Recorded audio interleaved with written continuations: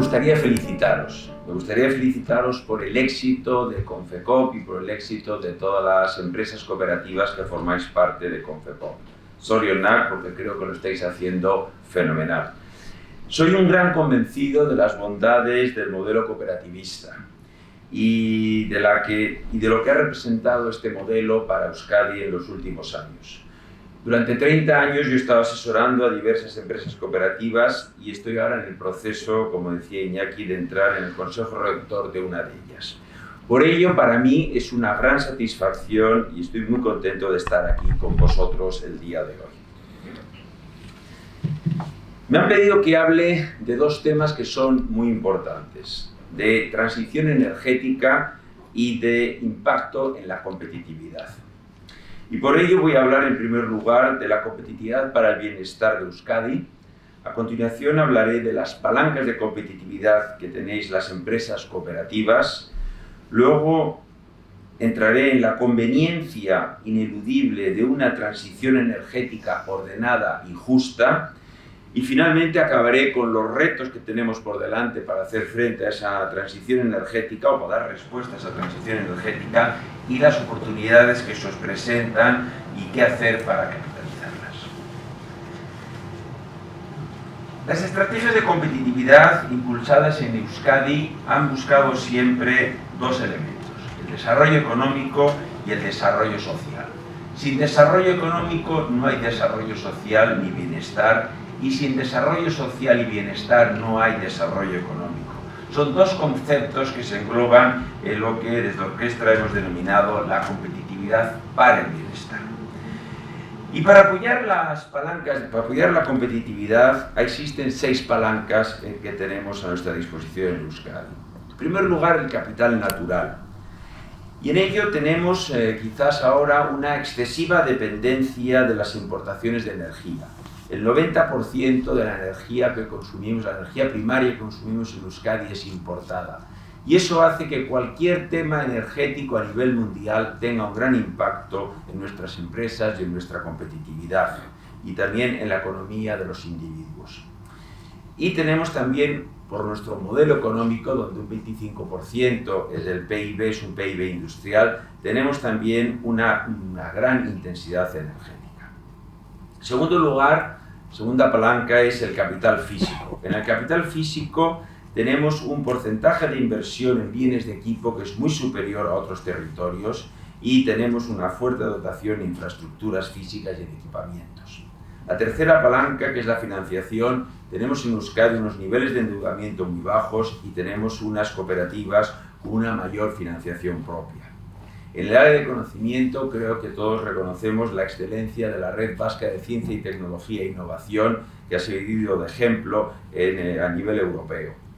En el capital humano tenemos muchos elementos de satisfacción. Tenemos una formación profesional que es pionera y que es modelo a seguir en Europa.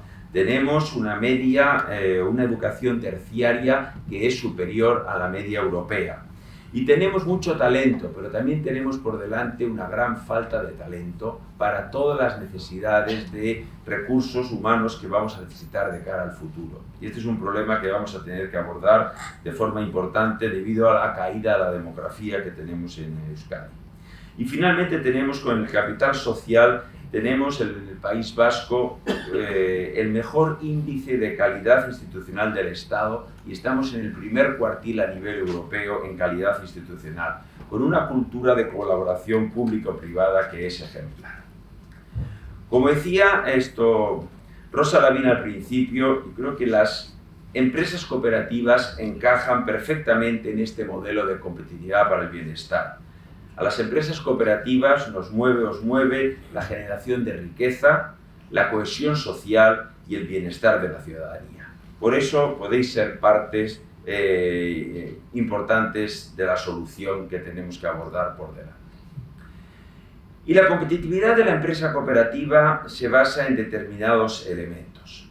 En primer lugar, para que una empresa cooperativa sea sostenible a largo plazo, son necesarias, en primer lugar, una visión estratégica clara. Tenemos que tener claro cuál es nuestro modelo de negocio, que va a estar constantemente en evolución para adaptarnos a los cambios en el entorno, y cuáles son las ventajas competitivas que nos hacen sostenible a largo plazo.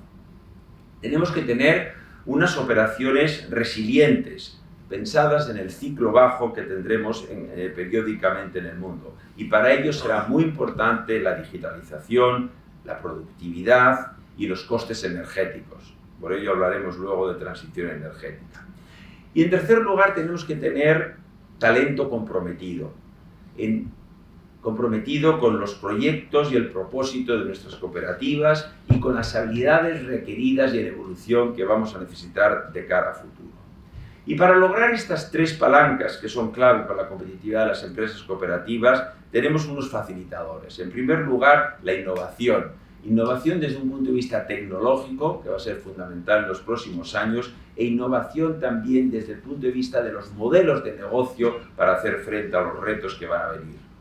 En segundo lugar, la internacionalización, pero no solamente la internacionalización desde un punto de vista comercial, sino también de producción y también de innovación. Cada vez más la innovación se realiza a nivel internacional y tendremos que estar asociados o vinculados con esos nudos de innovación que van a existir por el mundo. Y en tercer lugar, un tema muy importante es el tema del tamaño. Necesitamos tamaño, necesitamos volumen de negocio también para poder profesionalizar nuestras empresas cooperativas.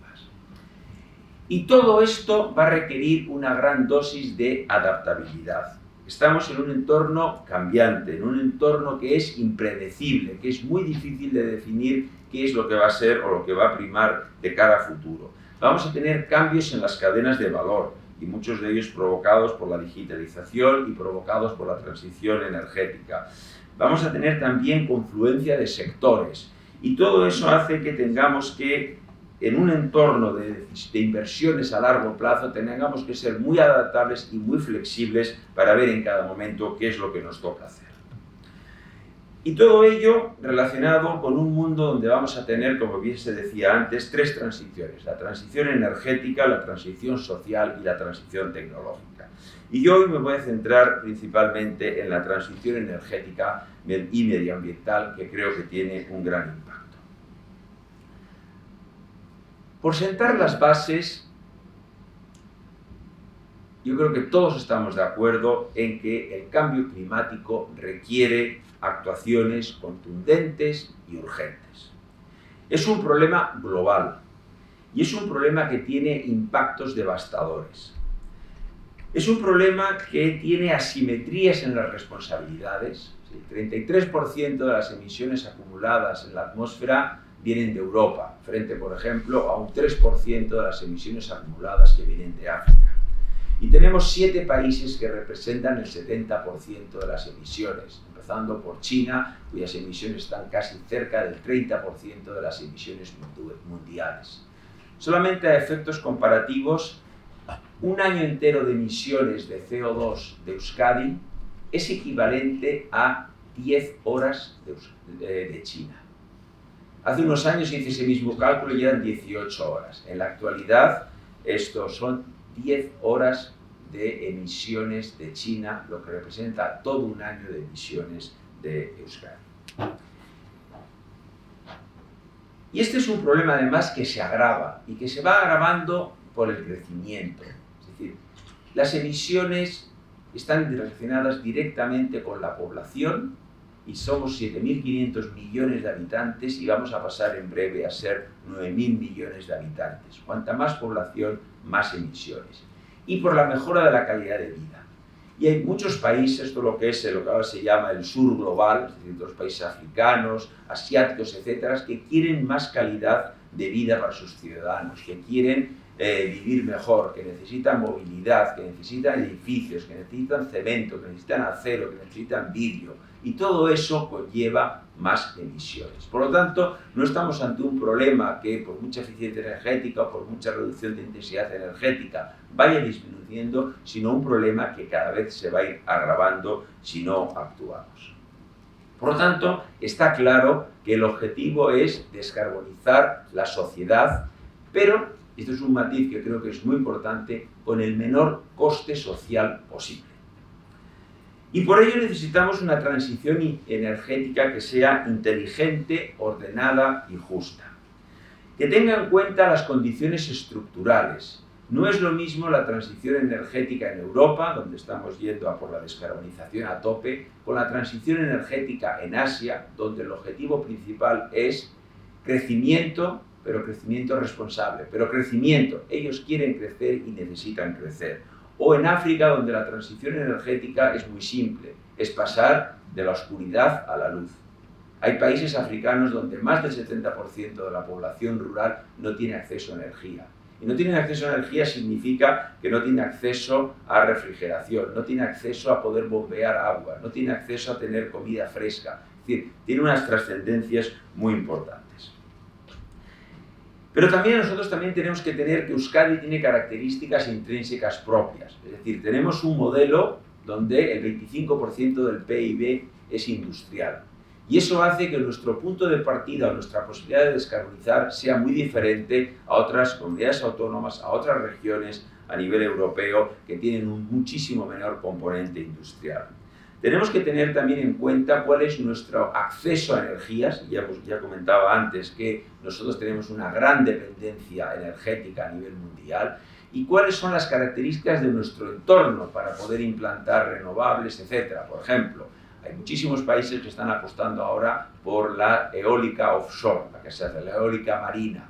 En el caso de los países nórdicos, en el caso de Escocia, en el caso de Alemania, es muy fácil porque tiene una plataforma continental muy ancha. En el caso de Euskadi, la plataforma continental es mínima, enseguida caemos a grandes posibilidades. Por lo tanto, el desarrollo de eólico offshore en Euskadi está muy limitado. Existen tecnologías que se están desarrollando y hay grandes proyectos en Euskadi para hacer eólica offshore flotante, pero eso todavía está en fase de desarrollo.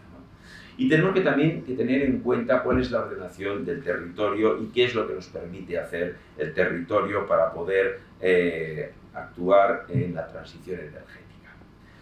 En segundo lugar, creo que para hacer una transición energética inteligente es muy importante apalancar nuestras fortalezas tecnológicas e industriales.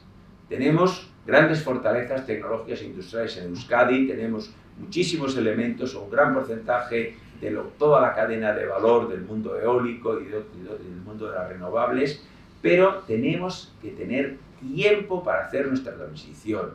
Es decir, todos sabemos que a largo plazo, es decir, el vehículo eléctrico y otros vehículos van a tener una preponderancia, pero tenemos que dar tiempo a nuestras empresas cooperativas para hacer la transición, para poder desarrollar la tecnología, para poder adaptarse a esa nueva cadena de valor y no forzarles a parar lo que ha sido su forma de producción tradicional o sus productos tradicionales relacionados con el vehículo de combustión interna. Por lo tanto, tenemos que hacer las cosas al ritmo adecuado. ¿Y cuál es el ritmo adecuado? El ritmo adecuado es acelerar las tecnologías limpias al máximo, que es todas las renovables, la economía circular, la eficiencia energética, pero también manteniendo mientras sean necesarias las tecnologías históricas, las tecnologías que nos van a permitir, si seguimos invirtiendo, mantener unos precios de energía razonables y no como nos ha pasado en el periodo post-pandemia, donde los precios de la energía se han disparado de forma brutal por haber dejado de invertir en los últimos 10 años. Y tenemos también que lograr una transición energética que evite las consecuencias no deseadas en la competitividad y en el empleo. Tenemos que evitar los costes energéticos. Es decir, el gas, por ejemplo, se ha multiplicado su coste 5,5 veces en el periodo 2008-2020 versus 2022. Y lo mismo ha ocurrido con la electricidad, donde se ha multiplicado el coste de la electricidad por 3,6 veces. Y eso tiene un impacto muy importante en la competitividad de nuestras empresas. Por ejemplo, actualmente el precio del gas en Europa es 5 veces más caro que el precio del gas en Estados Unidos. Eso implica que la competitividad de las empresas europeas se ve totalmente perjudicada. En el mes de septiembre del año pasado llegamos a un pico donde el gas en Europa costaba $90 y en aquel momento en Estados Unidos costaba $6. Imaginaros el impacto que eso tiene en la competitividad de nuestras empresas cooperativas. Consecuencias no deseadas, desplazamiento de la producción. Es decir, Yo creo que muchas veces nos sentimos muy satisfechos. Europa dice, hemos reducido 60%, perdón, hemos reducido X% las emisiones de CO2 en Europa. Maravilloso, un gran éxito. Pero nos olvidamos de decir que el 60% de esa reducción de emisiones que hemos tenido en Europa no ha sido realmente reducción de emisiones a nivel global, ha sido exportación de emisiones a otros países que están emitiendo y que se han llevado nuestro empleo y que se han llevado nuestra riqueza. Por lo tanto, hablemos con propiedad, es decir, ¿queremos reducir emisiones? Por supuesto, al máximo, por supuesto, pero no fijamos y digamos qué bien, pero las hemos exportado a otros países, ¿no? Como lo está pasando ahora, por ejemplo, otro ejemplo claro es el tema del vehículo de combustión interna. Estamos diciendo en Europa que a partir de 2035 no vamos a vender vehículos de combustión interna, y cuando se le acusa al comisario Thierry Le Breton de que con esto te vas a cargar la industria de automoción y la industria de componentes de automoción europea, su respuesta es no pasa nada, porque vamos a seguir fabricando coches para venderlo en terceros países. Esto está en la prensa, ¿eh? Y bueno, pues creo que si es malo para todos. No es malo aquí no, pero para afuera les vamos a vender los coches que aquí no queremos. Creo que ese tipo de incongruencias tenemos que solucionarlos. Por lo tanto, hay que evitar el desplazamiento de la producción, hay que evitar la desaparición de cadenas de valor que van a ser superfluas de cara a futuro y tener un tiempo para hacer esa transición. Y luego hay que hacer, o hay que evaluar, o hay que tener en cuenta las consecuencias geopolíticas que tiene todo este proceso.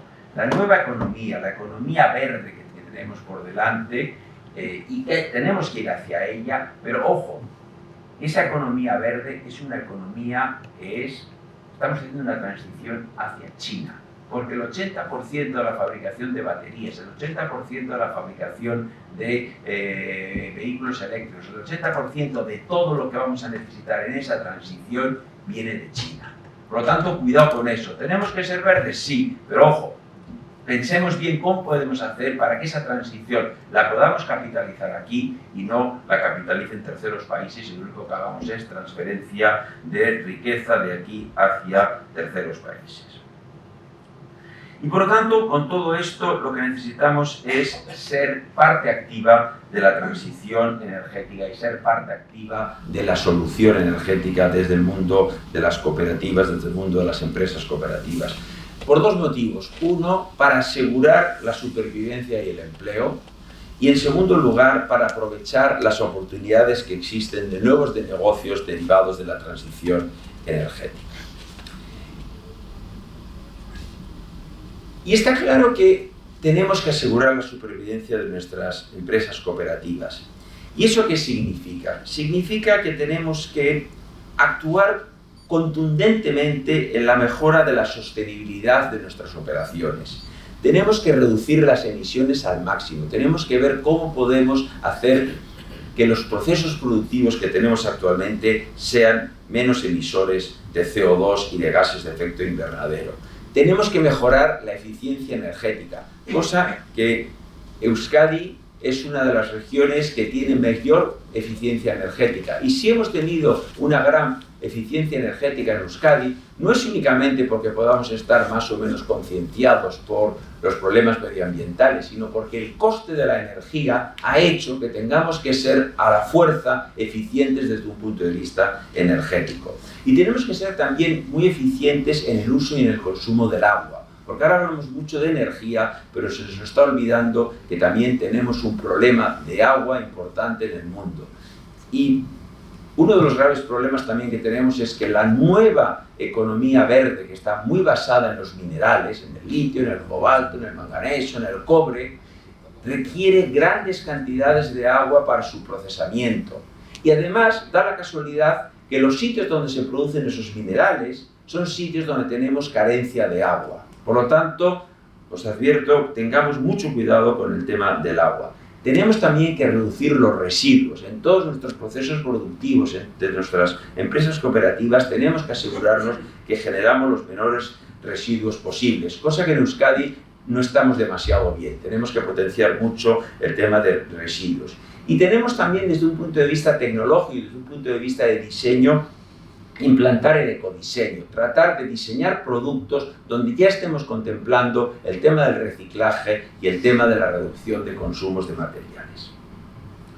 Por lo tanto, actuar contundentemente para reducir o mejorar la sostenibilidad de nuestras operaciones. En segundo lugar, tenemos que ir avanzando en potenciar nuestra presencia en negocios bajos en carbono.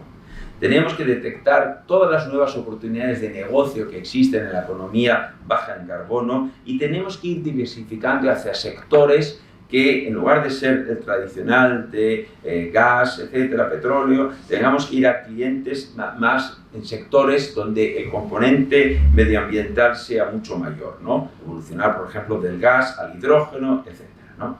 Y en tercer lugar, tenemos que, desde un punto de vista de la tecnología y dada la relevancia que va a tener el desarrollo tecnológico en los próximos años para tener soluciones menos contaminantes y soluciones más adecuadas con el mantenimiento de la sostenibilidad del medio ambiente, tenemos que impulsar la tecnología, tenemos que apoyar en los startups y los acuerdos con los centros tecnológicos para apoyar ese desarrollo tecnológico y apostar. Y digo la palabra apostar porque actualmente hay mucho de apuesta. Es decir, no sabemos cuáles van a ser las tecnologías que van a triunfar y por lo tanto tendremos que estar apostando y estar presentes en muchas tecnologías para ver cuál es la más adecuada. Y eso introduce una vez más un elemento de incertidumbre y un elemento de inconfortabilidad porque estamos diciendo, ¿y esta será la solución? Pues no sé si va a ser esta vía tecnológica o esta otra. Lo que sí que está claro es que el desarrollo tecnológico siempre nos va a sorprender positivamente y pensar en las renovables hace 15 años y las renovables en la actualidad. Es decir, el coste ahora de un panel solar es posiblemente un 97% más barato que el coste de un panel solar en el año 90. En segundo lugar, tenemos que, de alguna manera, aprovechar las oportunidades que se nos plantean por delante en esta transición energética y medioambiental.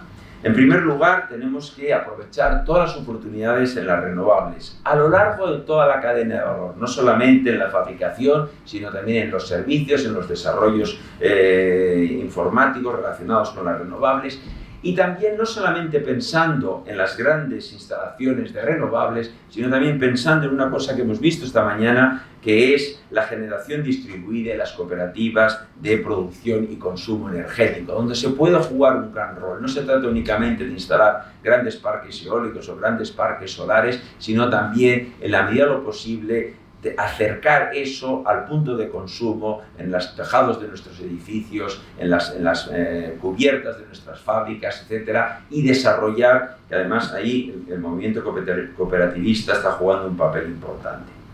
Tenemos que ir hacia aprovechar las oportunidades de una movilidad sostenible, ver dónde tenemos oportunidades en la cadena de valor del vehículo eléctrico, dónde tenemos oportunidades en la movilidad eléctrica, en trenes, en tranvías, en autobuses eléctricos, donde en Euskadi tenemos una gran fortaleza. Tenemos que ver también las posibilidades de combustibles bajos en carbono, o se llama en inglés los e-fuels, porque de alguna manera, es decir, el vehículo eléctrico puede estar bien o puede estar mal, y tengo ideas al respecto, pero lo que sí que está claro es que vamos a necesitar actuar sobre los vehículos de combustión interna y seguir mejorando su eficiencia y reducir sus emisiones. Y eso va a requerir investigación, y durante muchísimos años vamos a seguir teniendo que utilizar, porque hay muchos sectores que son difíciles de descarbonizar o de electrificar, como es el caso del transporte pesado, y tenemos que reducir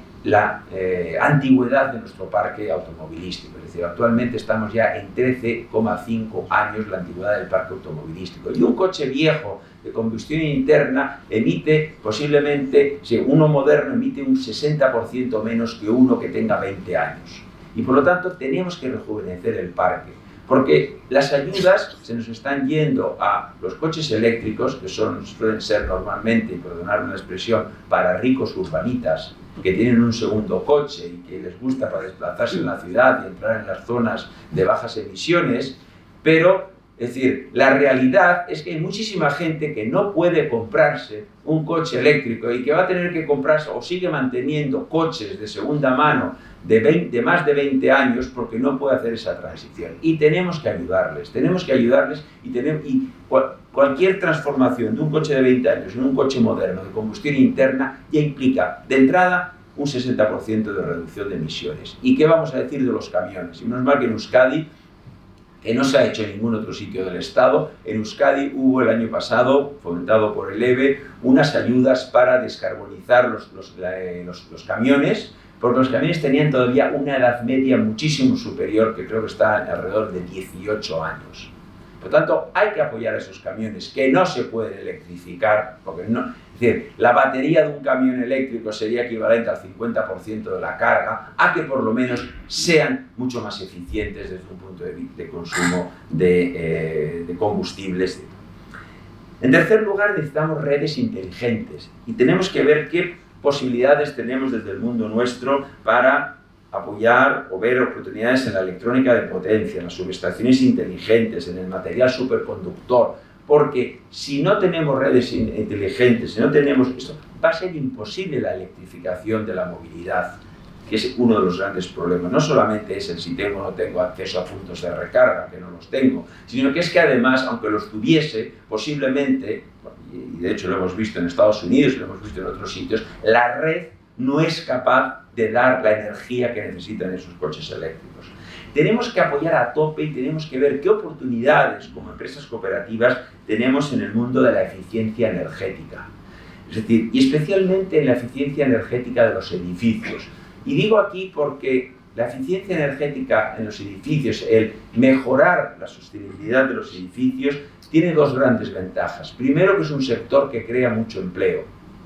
Y en segundo lugar, porque mejorar la eficiencia energética de los edificios ayuda principalmente a los colectivos vulnerables, que son los que tienen más problemas para tener la vivienda caliente y que son los que no tienen dinero para pagar el consumo energético. Es decir, la cantidad de personas, de ciudadanos y ciudadanas que están ahora sufriendo pobreza energética y no pueden pagar su factura de la electricidad y la luz es impresionante. Por lo tanto, medidas destinadas a rehabilitar edificios para hacerlos mucho más sostenibles y más eficientes crean empleo y ayudan en la inclusión.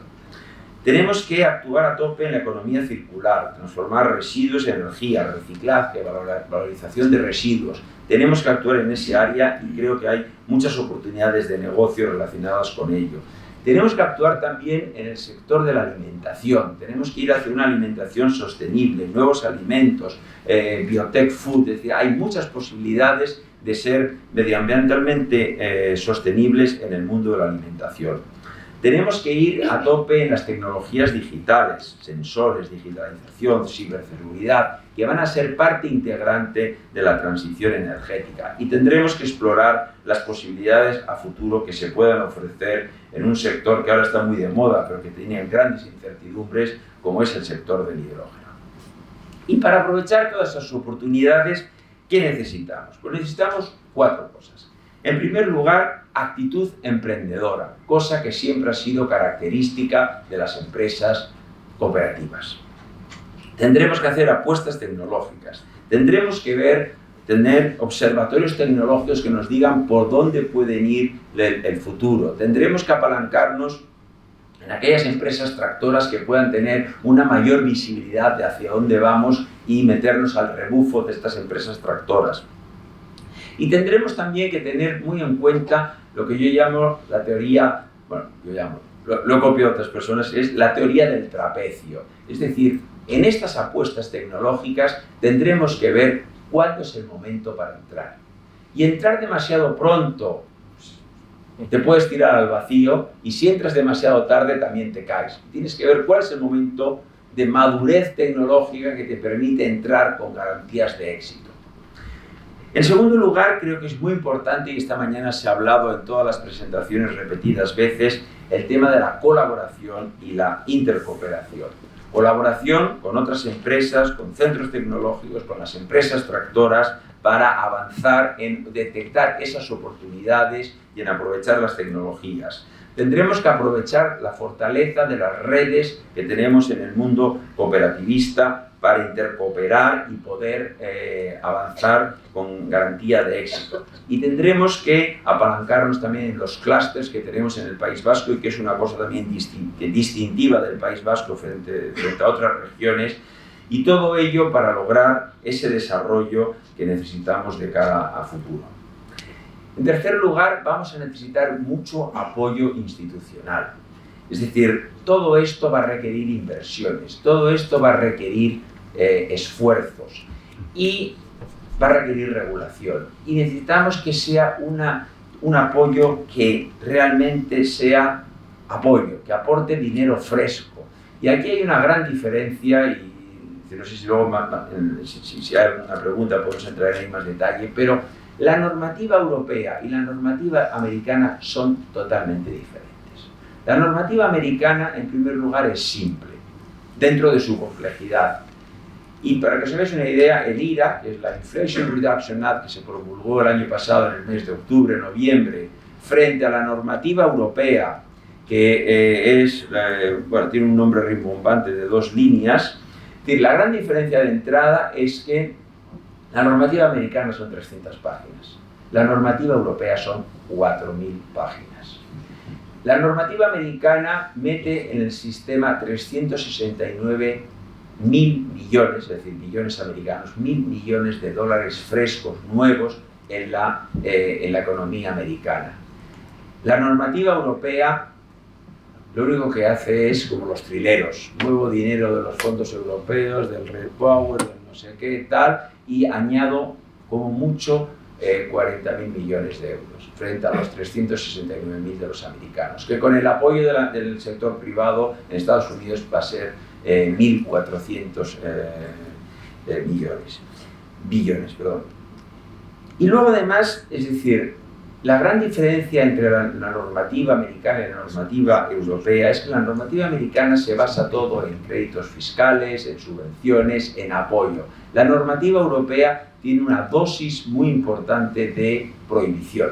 Prohíbo hacer esto, prohíbo hacer esto, prohíbo hacer esto. Con lo cual, es decir, el entorno hace que actualmente estén grandes empresas europeas considerando trasladar sus centros de producción a Estados Unidos para beneficiarse de las ventajas.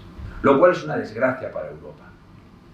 Y aquí hablamos del arraigo de las cooperativas con Euskadi, del arraigo de las cooperativas con Europa, pero seamos conscientes de que las grandes empresas europeas y no tan grandes empresas europeas, incluso todo el ecosistema de ecoemprendedores, se está trasladando a Estados Unidos para beneficiarse. Y eso va a tener una importancia o unas consecuencias muy graves en lo que es la economía europea y al final en el bienestar de Europa y en el posicionamiento europeo a nivel mundial.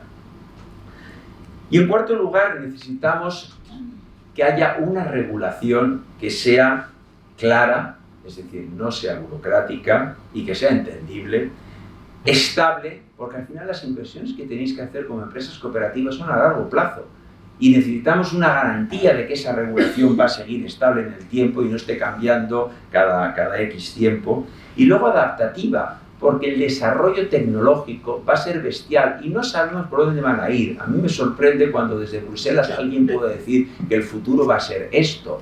Un burócrata en Bruselas no puede saber. Los que podéis tener alguna idea serán los centros tecnológicos o serán las empresas que están en el terreno y nadie lo tiene claro y todo el mundo está tratando de ver por dónde viene. Entonces, que todo esto venga dictaminado por alguien a nivel central que presupone que tiene la iluminación para poder decir por dónde vamos.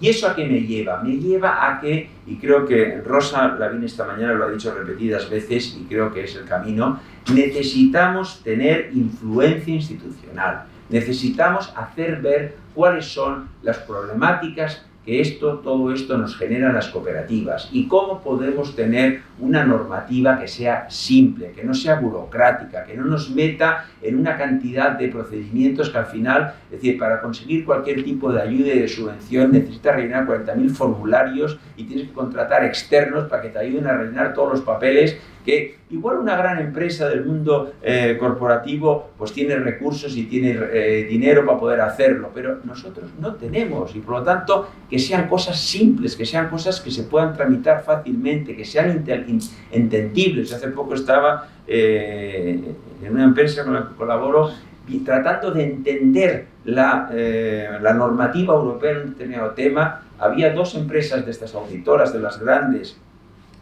tratando de darnos luz de por dónde iba a venir la normativa o tratando de interpretar ya normativa publicada, y las dos decían cosas diferentes. Y no porque uno fuese más listo que otro, sino porque es que no hay manera de entender lo que están queriendo regular. Entonces creo que como el mundo cooperativista necesitamos tener esa influencia institucional, tanto en el mundo industrial como en el mundo educativo, como en los otros mundos, en el mundo del consumo, hemos visto esta mañana. Necesitamos que oigan nuestra voz, necesitamos que entiendan nuestra idiosincrasia, que necesitamos que entiendan que necesitamos tiempo para hacer la transformación. Yo creo que todos estamos convencidos de que hay que descarbonizar el mundo. El objetivo final es ineludible. Lo que necesitamos es tiempo para adaptarnos, y tenemos que ser vocales, tenemos que decirlos y tenemos que tener influencia. Por lo tanto, cuando estabais diciendo, digo, porque por ejemplo, por un ejemplo muy concreto, toda la normativa que se está haciendo ahora de información no financiera, la directiva CSRD, todo esto, no penséis que es únicamente para las grandes empresas, no. Es decir, en el 2026 va a ser de aplicación para todas aquellas empresas que tengan más de 250 empleados, de los cuales muchos aquí tenéis más de 250 empleados, que tengan más de 40 millones de euros de facturación y que tengan 20 millones de activos. Es decir, va a afectar a todo el mundo, y la complejidad que tiene eso y la, yo diría, inutilidad es terrible.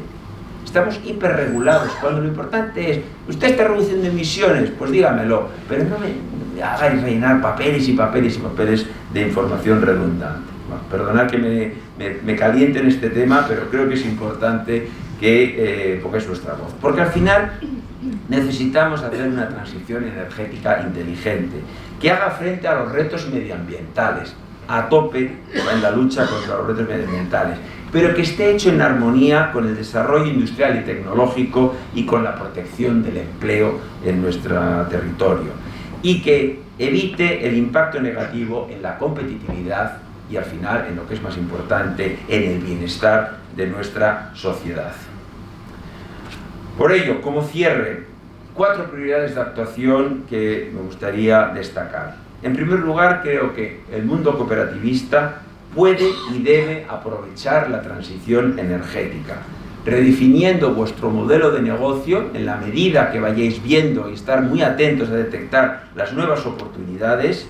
Y, en segundo lugar, no podéis estar quietos. Esto es un tema como el cuento de Alicia en el País de las Maravillas. Hay que correr más para quedarte en el mismo sitio. Hay que estar constantemente avanzando y constantemente moviéndonos para poder capturar esas oportunidades. En segundo lugar, creo que es muy importante generar el músculo financiero para la transformación. Necesitamos tiempo para desarrollar las tecnologías y para recapacitar a nuestras personas, un tema también muy importante. Necesitamos nuevas habilidades, necesitamos que gente que ha estado trabajando en un modelo productivo de una manera automáticamente pueda asumir, y eso requiere mucha formación, que también entiendo es una de las prioridades de Confepoc y de todas sus cooperativas. En tercer lugar, tenemos que seguir mejorando nuestra competitividad, dotarnos de talento capacitado, incrementar constantemente nuestra productividad, ganar tamaño. Es clave tener tamaño para poder afrontar los retos, y el tamaño lo podemos tener nosotros individualmente, cada una de las cooperativas, o apalancando al máximo la intercooperación. Tenemos posibilidades de decir, virtualmente crear esos nodos que permitan tener el tamaño suficiente que nos permita abordar los retos que tenemos por delante. Y tenemos que innovar y seguir internacionalizándonos a tope. Y todo eso, para todo eso necesitamos como último lugar, y sigo insistiendo, una presencia institucional que defienda nuestros intereses cooperativistas, porque somos al final elemento de creación de empleo, de riqueza y de bienestar en nuestro territorio. Euskadi lehiaka jasangarri eta inklusiboa eraikitzeko erronka dugu, eta honetarako kooperatiben mugimendua bere enpresaren bidez gakoa izan duta. Animo eta aurrera elkarlanean. Mila esker.